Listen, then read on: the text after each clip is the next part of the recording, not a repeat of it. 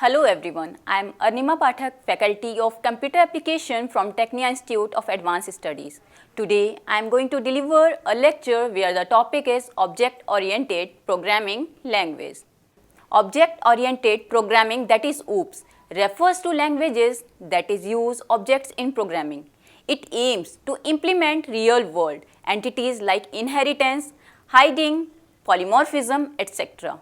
The main aim of OOP is to bind together the data and the functions that operate on them so that no other part of the code can access this data except that function.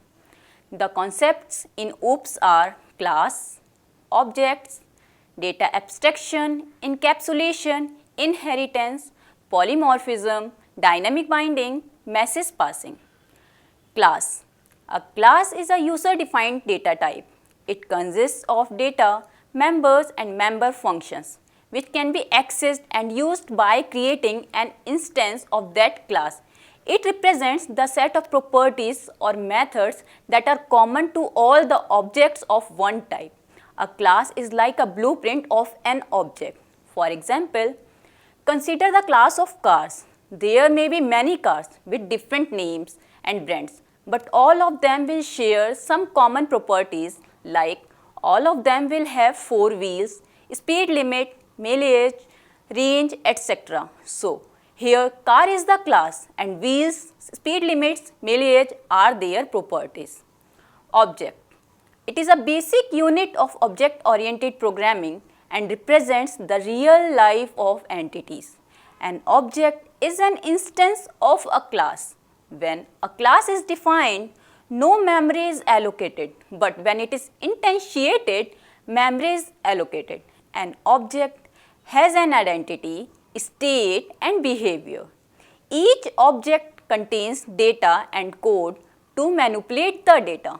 Objects can interact without having to know details of each other's data or code. It is sufficient to know the type of message accepted and type of response returned by the objects. For example, dog is a real life object which has some characteristics like color, breed, bark, sleep and eats. Data abstraction. Data abstraction is one of the most essential and important features of object-oriented programming. Data abstraction refers to providing only essential information about the data outside the world, hiding the background details or implementation. Consider a real-life example of a man driving a car. The man only knows that pressing the accelerator will increase the speed of the car or applying brakes will stop the car. But he doesn't know about how on pressing the accelerator to speed is increasing.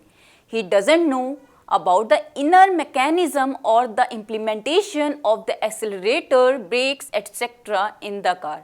This is what abstraction is. Encapsulation. Encapsulation is defined as the wrapping up of data under a single unit. It is the mechanism that binds together code and the data it manipulates. Encapsulation, the variable or data of a class are hidden from any other of class and can be accessed by only through any member function of their class in which they are declared. As encapsulation, the data in a class is hidden from other classes. So, it is also known as data hiding. Consider a real-life example of encapsulation in a company.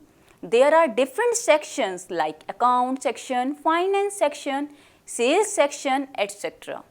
The finance section handles all the financial transactions and keeps records of all the data related to finance. Similarly, the sales section handles all the sales related activities and keeps records of all the sales.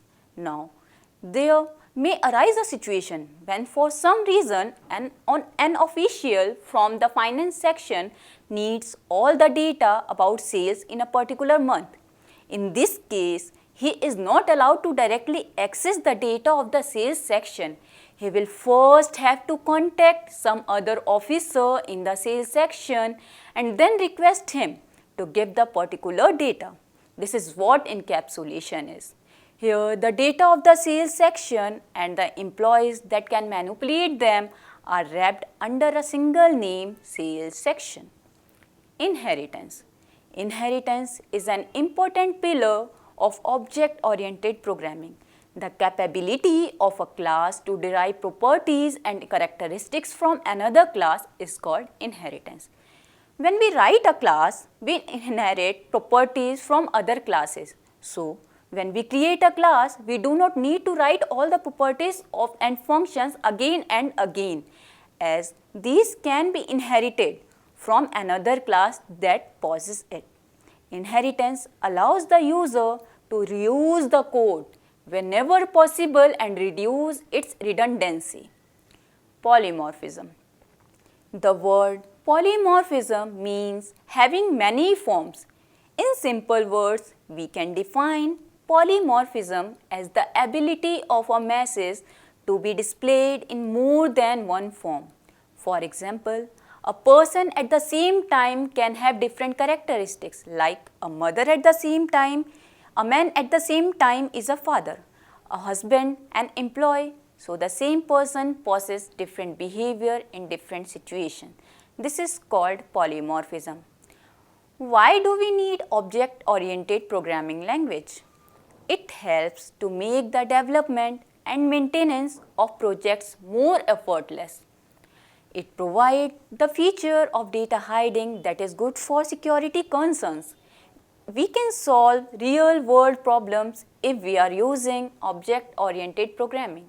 It ensures code reusability.